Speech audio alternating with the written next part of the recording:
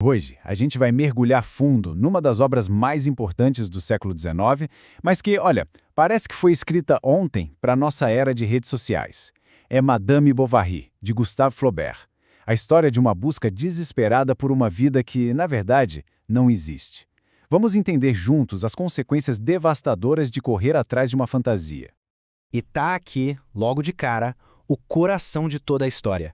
Essa busca da Emma é a pergunta que move e que destrói a vida dela. Ela quer sentir na pele aquilo que ela aprendeu nos livros, sabe? Mas a vida real parece que não tá nem aí pra isso. E essa busca vai levar ela por um caminho bem perigoso. Para entender a tragédia da Emma, a gente precisa voltar um pouquinho, ver onde foi que as sementes da infelicidade dela foram plantadas. E isso foi muito antes dela se casar. A ruína dela começa, na verdade, com as ideias que ela absorveu na juventude. Lá no convento, bem longe da realidade dura da vida no campo, a Emma simplesmente devorava romances.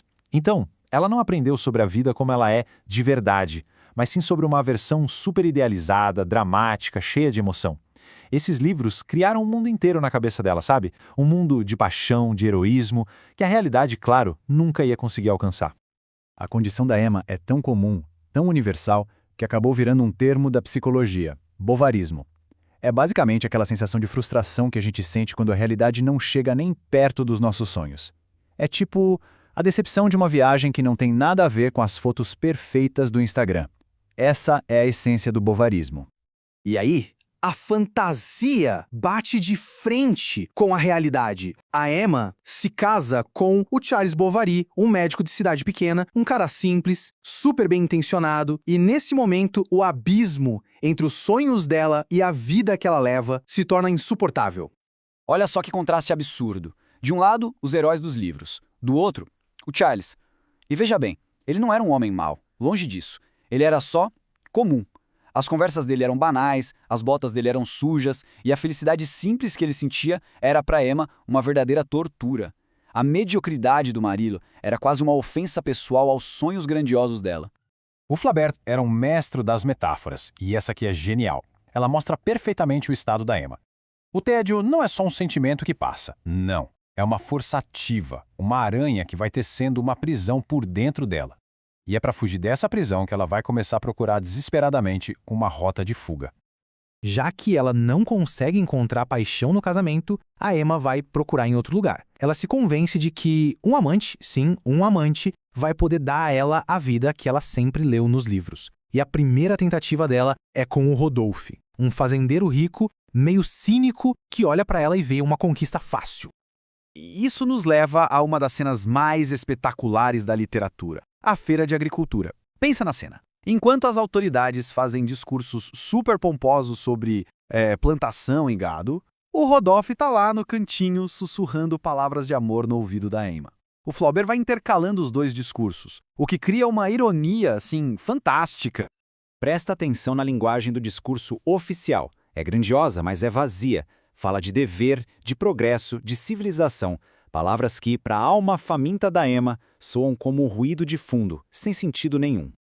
E aí entra o Rodolphe. Ele não fala de dever, ele fala de destino. Ele não fala de progresso, ele fala de paixão. Ele fala a língua dos romances que ela leu, a única língua que ela realmente entende. Ele mira direto na insatisfação dela, como um predador.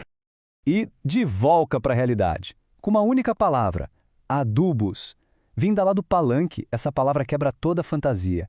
É a realidade crua, com cheiro de terra, invadindo o momento romântico. A genialidade do Flaubert está justamente nesse contraste brutal. Mas no fim, não adianta. A fantasia vence. A promessa do Rodolphe de um amor eterno abafa completamente a realidade da feira. E naquele momento, a Emma está completamente seduzida. Não tanto por ele, mas pela promessa da vida com que ela sempre sonhou. E é importante a gente entender como o Flaubert faz isso. Ele usa uma técnica que na época era super inovadora, que nos coloca direto dentro da cabeça da Emma. Muitas vezes, a gente nem sabe onde termina a voz do narrador e onde começam os pensamentos dela. Isso cria um realismo psicológico tão, mas tão intenso que a gente sente a angústia e a decepção dela como se fossem nossas. E esse é o resultado. Para Emma, ter um amante não é só um ato de traição, é uma realização pessoal. Ela finalmente alcançou o status de heroína de romance. Ela acredita que agora sim ela entrou naquele mundo mágico que ela só conhecia dos livros. Só que viver uma fantasia no mundo real tem um preço. E a busca da Emma por paixão, por luxo, para manter essa aparência de vida de romance, acaba levando ela para um caminho bem mais sombrio, o caminho das dívidas. O processo, como a gente vê, é gradual, mas é implacável. Começa com um luxo aqui e outro ali, depois vem os empréstimos secretos com aquele comerciante manipulador, o Lereu.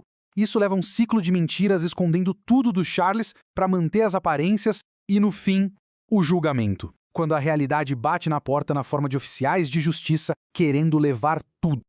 E o ponto crucial é esse. Quando o mundo dela desabar de vez, a fantasia não pode salvá-la.